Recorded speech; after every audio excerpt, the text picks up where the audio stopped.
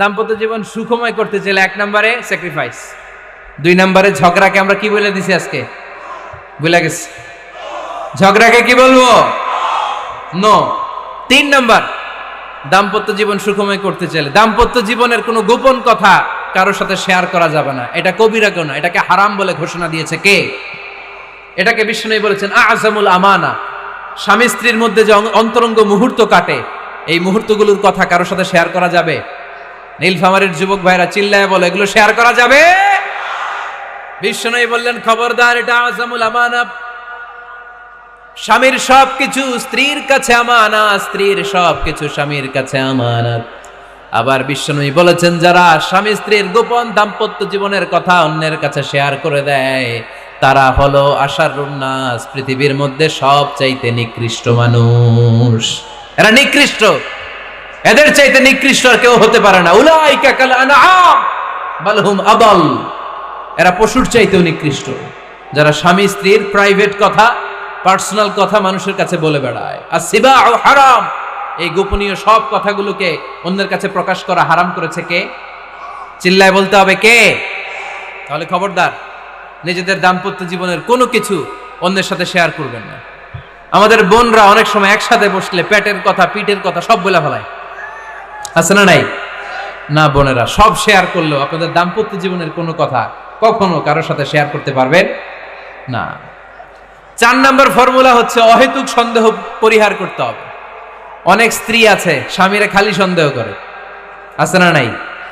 নীলফামারীতে এই সমস্যা নাই? আছে, এই যে ভুক্তভোগী পাওয়া গেছে, আছে না নাই? আছে, খালি সন্দেহ করে। এই তুমি ওদিকে তাকাইলে কেন, ওই বেটির দিকে তাকাইলে কেন, এই তোমার মোবাইল দাও, কারে ফোন দিলা দেখি, এই ফেসবুকের পাসওয়ার্ড দাও দেখি কি করছে, দেখি মেসেঞ্জারে কার সাথে চ্যাটিং করছে, আছে না নাই? এই যে অহেতুক সন্দেহ আপনার ফ্যামিলিটারে জাহান্নামের টুকরা বানায় দিবে। আবার অনেক স্বামী আছে স্ত্রীকে খালি সন্দেহ করে, এদিকে তাকালে সন্দেহ করে, ওদিকে তাকালে সন্দেহ করে, বাসায় থাকলেও সন্দেহ, বাইরে গেলেও সন্দেহ, এরকম আছে না নাই? না, অহেতুক সন্দেহ এটা পরিহার করবেন। এই সন্দেহ খুব খারাপ জিনিস। আমি ব্যক্তিগতভাবে অনেক কেস এরকম হ্যান্ডেল করেছি। এসে বলে হুজুর খালি সন্দেহ করে, এটা একটা রোগ। এটা কি? আপনার ফ্যামিলিটারে শেষ করে দেবে। এজন্য অহেতুক সন্দেহ পরিহার করবেন। হ্যাঁ, সত্যি যদি পরকীয়ার কোনো ঘটনা ঘটে থাকে ওটা নিয়ে বসেন, ফেস টু ফেস কথা বলেন, ফ্যামিলি মিটিং করেন, সরাসরি সেটেল করার চেষ্টা করেন। কিন্তু অহেতুক সন্দেহ একটা রোগ। এই রোগ থেকে আল্লাহ তুমি দাম্পত্য জীবনকে বাঁচাও। আমরা আওয়াজ করে পড়বো আমিন। 5 নাম্বার, স্বামী স্ত্রী একে অপরকে আল্লাহর বিধান স্মরণ করায় দিবে। স্বামী যদি ফজরের সময় ঘুমায় থাকে, স্ত্রীর ডেকে দেওয়ার দরকার আছে না নাই? আবার স্ত্রী যদি ঘুমায় থাকে, স্বামীর ডেকে দেওয়ার দরকার আছে না নাই? কোন স্বামী যাবে জান্নাতে, তার স্ত্রী যাবে জাহান্নামে। আবার স্ত্রী হবে জান্নাতি, স্বামী যাবে জাহান্নামে। এরকম আমরা চাই নাকি? আমরা যখন জান্নাতে যাব, আমার স্ত্রীর হাত ধরে একসাথে জান্নাতে ঢুকতে চাই, ঠিক কি না? আবার আমার স্ত্রী যখন জান্নাতে যাবে, সে একা ঢুকতে পছন্দ করবে? এজন্য আমরা দুনিয়াতে যেমনি এক ছাদের নিচে, এক জায়গায়, এক বাড়িতে, জান্নাতেও আমরা এক বাড়িতে থাকতে চাই। আওয়াজ করে বলতে হবে ঠিক কি না? এজন্য গবেষকরা বলেছে স্বামী স্ত্রীর ভালোবাসাটাকে তারা বলে লাভ পিরামিড। কি পিরামিড? লাভ পিরামিড। এই ত্রিভুজ আকৃতির। কি রে ভাই? আচ্ছা, লাভ পিরামিড, ত্রিভুজ আকৃতির, ট্রায়াঙ্গেল। আপনারা ত্রিভুজ চিনেন? কথা কয় না। ত্রিভুজের কয় কোণা? কয় কোণা? 3 কোণা। এই যে এরকম, তাই না?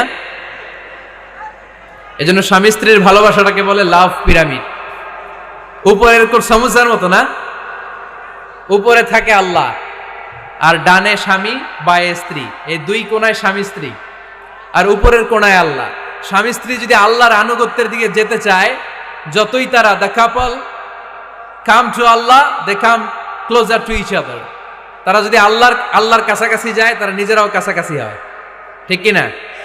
তারা আল্লাহর কাছে যেতে যেতে যেতে যেতে আল্লাহর ইবাদতে যদি একেবারে আল্লাহর কাছে চলে যায়, তারা নিজেরাও কাছাকাছি চলে যায়, ঠিক কিনা? আর তারা আল্লাহর আনুগত্য থেকে যত দূরে সরে, যত দূরে সরে, তারা নিজেরাও নিজেদের থেকে তত দূরে সরে পড়ে। চিল্লায় বলেন ঠিক কিনা? লাভ পিরামিড এটা।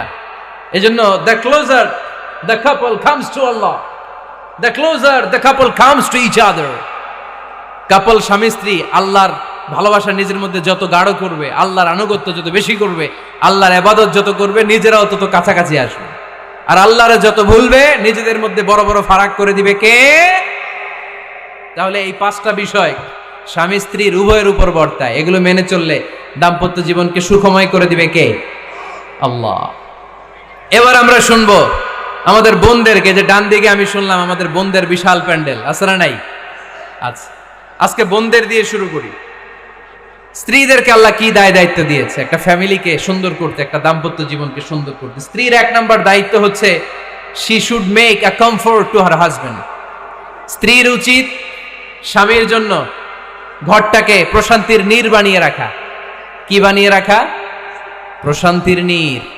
স্ত্রী হওয়া উচিত এমন যাকে দেখলে স্বামীর চোখ জুড়ায়, স্বামীর প্রাণ জুড়িয়ে যায়, স্বামীর হৃদয়টা ঠান্ডা হয়ে যায়, ঠিক কিনা? আর স্ত্রীর দিকে তাকালে যদি মেজাজ গরম হয়ে যায়, মেজাজ খিটখিটে হয়ে যায়, ঝামেলা আছে না নাই? ঝামেলা আছে। এজন্য মেহেরবানি করে আমাদের বোনরা যারা, এমন কোনো কাজ করবেন না যেটা স্বামীর মেজাজকে খিটখিটে করে দেয়। কারণ আল্লাহ তাআলা আপনাদেরকে তৈরি করেছে লিতাসকুনু ইলাইহা, স্বামী আপনার কাছে গেলেই যেন তার হৃদয়টা প্রশান্ত হয়ে যায়, ঠিক কিনা? অনেক স্ত্রী আছে না জেনে না বুঝে স্বামীর সাথে এমন খিটখিটে মেজাজ দেখায় যেটা স্বামীর জন্য মেনে নেওয়া কষ্টকর। আমি একটা জরিপে পড়েছি, পৃথিবীর অনেক স্বামী স্ত্রীর কারণে হার্ট অ্যাটাক করে মারা যায়। আছে না নাই? এই তো ভুক্তভোগী পাওয়া গেছে। স্বামীর জন্য একটা ত্রাস হয়ে দাঁড়ায় স্ত্রী, ত্রাস।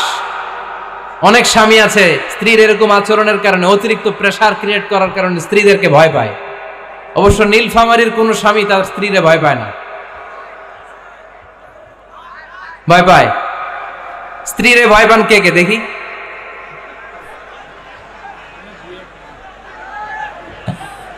ভয় পান আপনারা? ভয় পান? হ্যাঁ,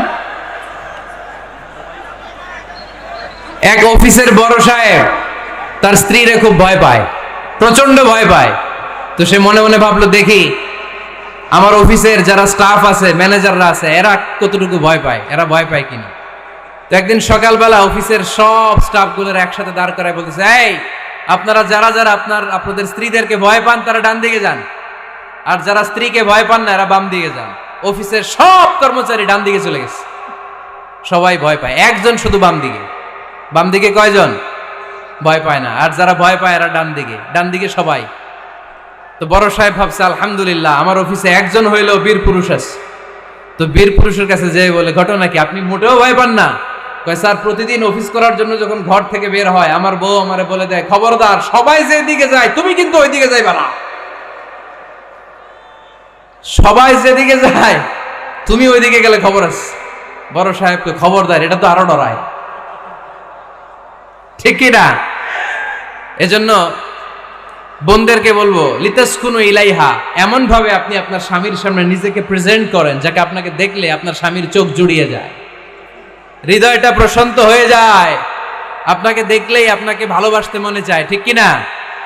এজন্য রব্বুল আলামিন বলেন, আমি নারীদেরকে তৈরি করেছি লিতাসকুনু ইলাইহা, যেন পুরুষেরা স্ত্রীদের সংস্পর্শ যখন পায় পুরুষদের হৃদয়টারে প্রশান্ত করে দেয় কে? রব্বুল আলামিন বলেছেন, খাদিজার জন্য জান্নাতে আমি এমন একটা ঘর বানিয়েছি যেই ঘরের মধ্যে কোনো বিশৃঙ্খলা নাই। খাদিজার জন্য জান্নাতে এমন একটা প্রাসাদ আমি বানিয়েছি যেই প্রাসাদের মধ্যে কোনো আওয়াজ নাই, কোনো কোলাহল নাই। কুরাইশদের মাঝে যখন দাওয়াত দিতেন সব বিশৃঙ্খলা ঝামেলা গোলমাল শেষ করে রাতের বেলায় যখন খাদিজার ঘরে বিশ্বনবী ঢুকতেন, বিশ্বনবীর হৃদয়টারে প্রশান্ত করে দিত কে? আম্মাজান খাদিজা বিশ্বনবী সাল্লাল্লাহু আলাইহি ওয়াসাল্লামের জন্য এমন ঘর উপহার দিয়েছেন যেই ঘরে বিশ্বনবী আসলে বিশ্বনবীর হৃদয়টা ঠান্ডা হয়ে যেত। সুবহানাল্লাহ পড়েন। অনেক স্ত্রী আছে স্বামী ঘরে ঢুকলেই ঘরে আটা নাই, রুটি নাই, চাল নাই, ডাল নাই, এটা লাগবে ওইটা লাগবে, ওখানে যেতে হবে, একটার পর একটা ফিরিস্তি বলে বেড়ায়, আছে না নাই? না, এটা করবেন না। আপনার কি লাগবে এই সব দায় দায়িত্ব আল্লাহ তাআলা স্বামীকে দিয়েছে, স্বামীকে জানাবেন। তবে ধীরে সুস্থে, ধীরে সুস্থে স্বামীর জন্য ঘরটাকে এমন করে রাখতে হবে যেন ঘরে ঢুকলেই স্বামীর হৃদয়টারে প্রশান্ত করে দেয় কে? এজন্য স্ত্রীর প্রথম দায়িত্ব ঘরটারে প্রশান্তির নীড় বানানো। এখানে কি আবার কি